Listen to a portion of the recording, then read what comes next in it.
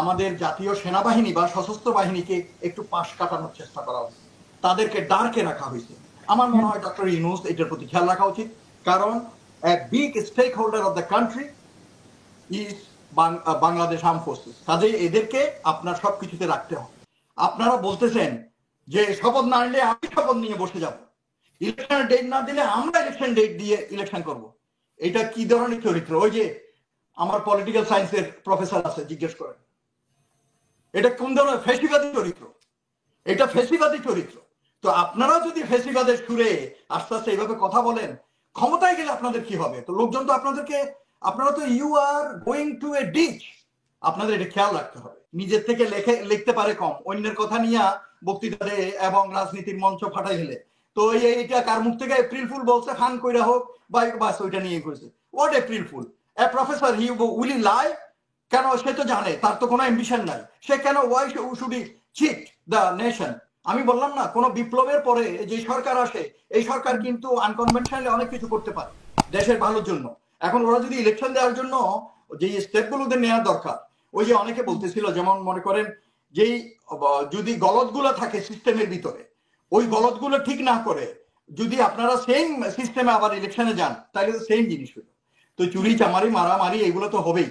তো আমার কথা হচ্ছে যে ওনারা যেহেতু বলতেছে বেয়ার মিনিমাম যে সংস্কার এটা করে ইলেকশনের জন্য চেষ্টা করবে, এখন একটা উনি টাইম লাইন দিছে, এখন নির্বাচন কমিশন একটা রোডম্যাপ দেবে, প্রোগ্রাম দিবে, ওই অনুযায়ী কাজ হবে, লোকজন নেমে যাবে। আপনি বলতেছেন রোজা, ঈদ, বাঙালি, আপনি দেখছেন না, ছোট থেকে আমরা দেখি আমাদের দেশে ইলেকশন একটা পরবের মতো উৎসব। তো এটা শুরু হয়ে যাবে, এটা আপনার চিন্তা করার দরকার নাই অত। ওই যে শুধু বৃষ্টিটা ঝড়ঝাপটা হলে এটা মানুষের ক্ষতি হবে, এই ব্যানার উড়ে নিয়ে যাবে, এটা হবে, মিটিং করতে পারবে না, বাট আদারওয়াইজ আমার মনে হয় হয়ে যাবে। তো আমার কথা হচ্ছে যে রিকোয়েস্ট থাকবে যে একটা জাতীয় ঐক্যে এসে, আর এটার সাথে আমাদের জাতীয় নিরাপত্তা কিন্তু জড়িত।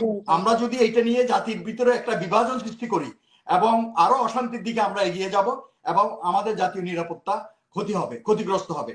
আমাদের এই সুযোগ নিয়ে আমাদের দেশের বাইরের শত্রু যারা আছে তারা দেখেন কত ধরনের ইয়ে করতেছে।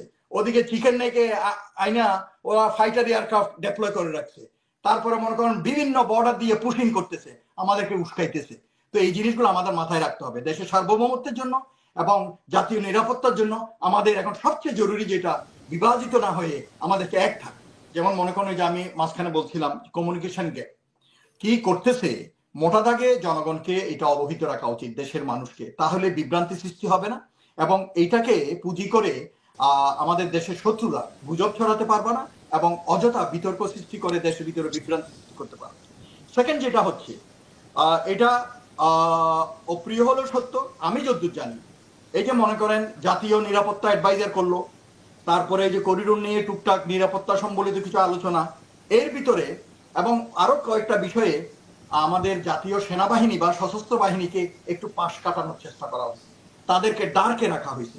আমার মনে হয় ডক্টর ইউনূস এটার প্রতি খেয়াল রাখা উচিত, কারণ big stakeholder of the country is Bangladesh armed forces. কাজেই এদেরকে আপনার সবকিছুতে রাখতে হবে। এইটা একটা। আরেকটা হচ্ছে যে বিশেষ করে মেজর ইস্যু যেগুলো, ওইগুলাতে আমাদের দেশের যে মেজর পলিটিক্যাল পার্টিগুলো আছে এরা কিন্তু স্টেক হোল্ডার, জনগণ একটা স্টেক হোল্ডার, আর জনগণের প্রতিনিধি হচ্ছে মানে এরা এক এক অংশের। তো কাজেই এদের সাথে আলোচনা সাপেক্ষে কোনো মেজর ডিসিশন নেওয়া উচিত। এরা এইটা করতে পারবে না, এরা এটা করতে পারবে না, ভাই এটা বললে তো দেশ আগাবে না। আমার কথা হচ্ছে ওইটা। নেক্সট হচ্ছে এই যে বিএনপির ব্যাপারে আমি একটা সতর্কবাণী দিতে চাই, কারণ BNP, general Zia is my idol. আমি ছোট থেকেই জেনারেল জিয়ার আদর্শকে শ্রদ্ধা করতাম এবং I use to like him, still I like him, his personality, his character and everything. তো আমার শ্রদ্ধা আছে, কিন্তু আমি আজকে দাঁড়াই বলতেছি this BNP is not general Zia's BNP. They have been polluted, they have been corrupted. আপনি ওদের নেতাগুলোর কথা শুনেন, আমি নাম বলবো না, কারণ ওই একই কথা আমি পাটোয়ারি ভাইকে বলছি, আমি নাম নিলে এটা পার্সোনালাইজেশন ক্যারেক্টারাইজেশন হয়ে যাবে। আপনারা দেখছেন কি উল্টা পাল্টা কথা বলে আরেকজনের চরিত্রকে নিয়ে। আর সবচেয়ে যে জিনিসটা আমি এলাম, ওই কথাটা আমি এখন বলার জন্য বিএনপির কথা বললাম। আপনারা বলতেছেন যে শপথ না নিলে আমি শপথ নিয়ে বসে যাব, ইলেকশনের ডেট না দিলে আমরা ইলেকশন ডেট দিয়ে ইলেকশন করব। এটা কি ধরনের চরিত্র? ওই যে আমার পলিটিক্যাল সায়েন্সের প্রফেসর আছে, জিজ্ঞেস করেন। এটা কোন ধরনের ফ্যাসিবাদী চরিত্র? এটা ফ্যাসিবাদী চরিত্র।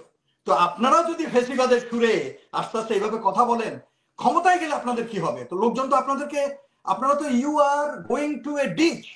আপনাদের এটা খেয়াল রাখতে হবে।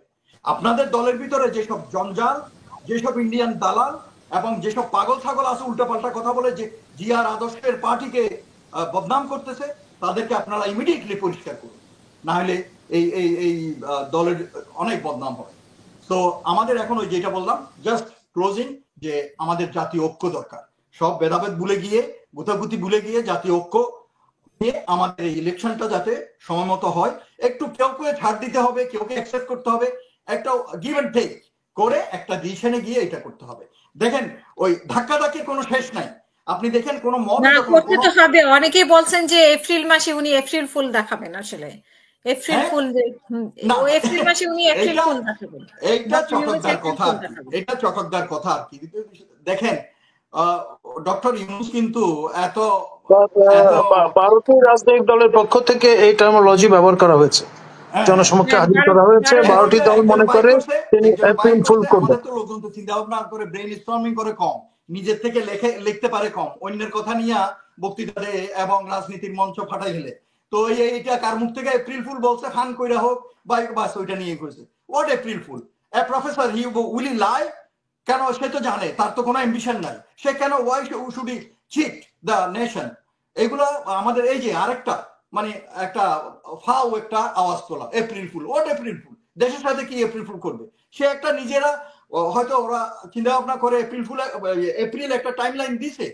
তো এনিওয়ে, এগুলো আমি আমাদের এত আপনি আলোচনায় আনা উচিত না। এইসব জিনিস আপনি আপনার প্রোগ্রামে আলোচনা করলে আপনার প্রোগ্রামের স্ট্যান্ডার্ড নষ্ট হয়ে যাবে। এগুলো সাবস্ট্যান্ডার্ড ইস্যু। এগুলা অনেক সাবস্ট্যান্ডার্ড লোকজন আছে, কথা বলে দেখেন, এদের মানে মুখ দিয়ে থুতু পরে সুন্দর করে কথা বলতে পারে না, আউল ফল অশিক্ষিতের মতো কথা বলে। তো রাষ্ট্রীয় ব্যাপার নিয়ে আলোচনা করবে জ্ঞান, গর্ব, সুন্দর যুক্তি দিয়ে, সুন্দরভাবে দেশের স্বার্থ এবং দেশপ্রেমকে সামনে রেখে কথা বলতে হবে। তো আমি ওই যে জিনিসটা বলতেছিলাম, যে আমাদের এখন সবচেয়ে জরুরি হচ্ছে জাতীয় ঐক্য। আমাদের জাতীয় ঐক্য যদি নষ্ট হয়ে যায়, তাহলে আমরা শেষ হয়ে যাবো।